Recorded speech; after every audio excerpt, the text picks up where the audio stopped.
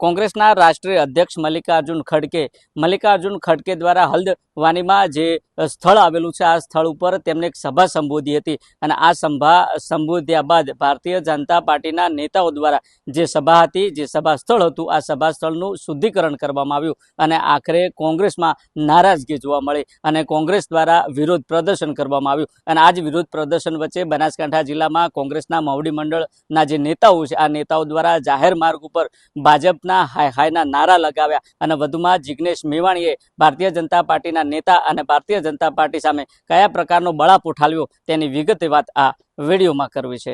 વૈષ્ણવજન તો તેને કહીએ જે પીડ પરાઈ જાનાને રે।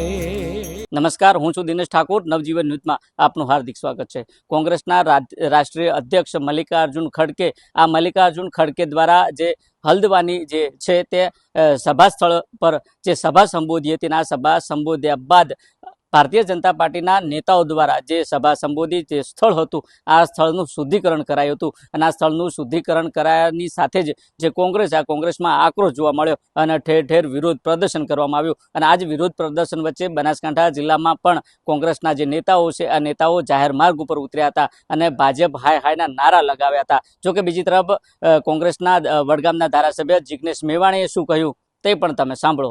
સમગ્ર ગુજરાત અને ભારતના યુવાનોએ સમગ્ર દેશમાં એક જબરદસ્ત કોમી એકતાનો સંદેશ આપ્યો છે।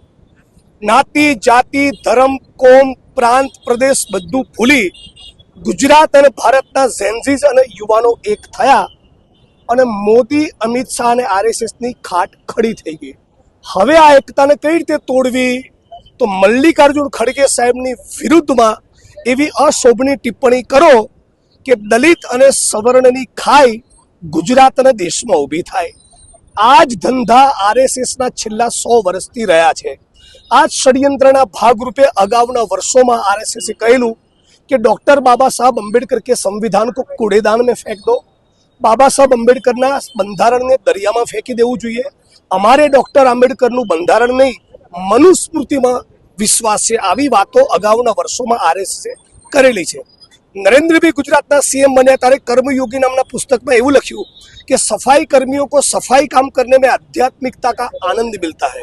એટલે આ પ્રમાણેના નિવેદનો કરી છેલ્લા 2-2.5 વર્ષથી જાતિ વ્યવસ્થાના કારણે ગુજરાત અને દેશના ઓબીસી, આદિવાસી, ટીએનટી અને ખાસ કરીને દલિત જેવા વંચિત સમુદાયો આહત થયેલા છે।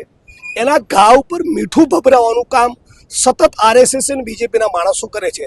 આ જ સાજિશ, ષડયંત્રના સોચના ભાગરૂપે ઉત્તરાખંડના હલ્દવાનીમાં જ્યારે ખડગે સાહેબે રામલીલાના મેતાપતિ સંબોધન કર્યું તે રામલીલાના મેદાનના મંચને શુદ્ધિકરણ કરી પોતાની મનુવાદી માનસિકતા આરએસએસ અને ભાજપના લોકોએ પ્રદર્શિત કરી અને ફક્ત મલ્લિકાર્જુન ખડગેનું નહીં પણ કોંગ્રેસ પાર્ટીને એક સિપાહીનું ને ખાસ કરીને ભારતના 35 કરોડ શેડ્યુલ કાસ્ટના અનુસૂચિત જાતિના દલિત સમાજના ભાઈ બહેનોનું ઘોર અપમાન કર્યું છે।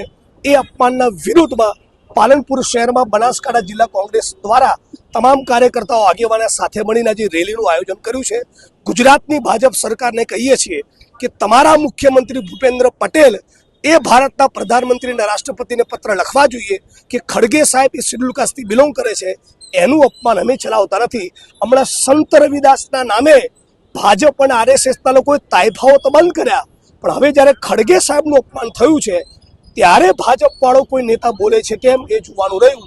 અને અત્યારે તમારી સાથે વાત કરી રહી ત્યારે સમાચાર આવી રહ્યા છે કે મહેસાણાના આંબલિયાસણ સ્ટેશનની ફરતે આવેલા રામ મંદિરમાં શેડ્યુલ કાસ્ટની નાબાલિગ છોકરીને પ્રવેશ કરવા બદલ મારઝૂડ કરવામાં આવી અને જાતિસૂચક ગાળો આપવામાં આવી। એટલે ગુજરાતની ભાજપ સરકારનું, દેશની ભાજપ સરકારનું આ ચરિત્ર છે।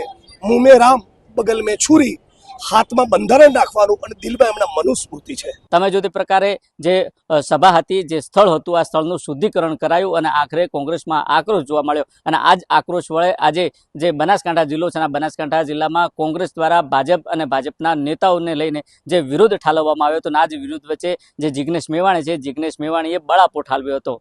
દિનેશ ઠાકોર, નવજીવન ન્યૂઝ, બનાસકાંઠા।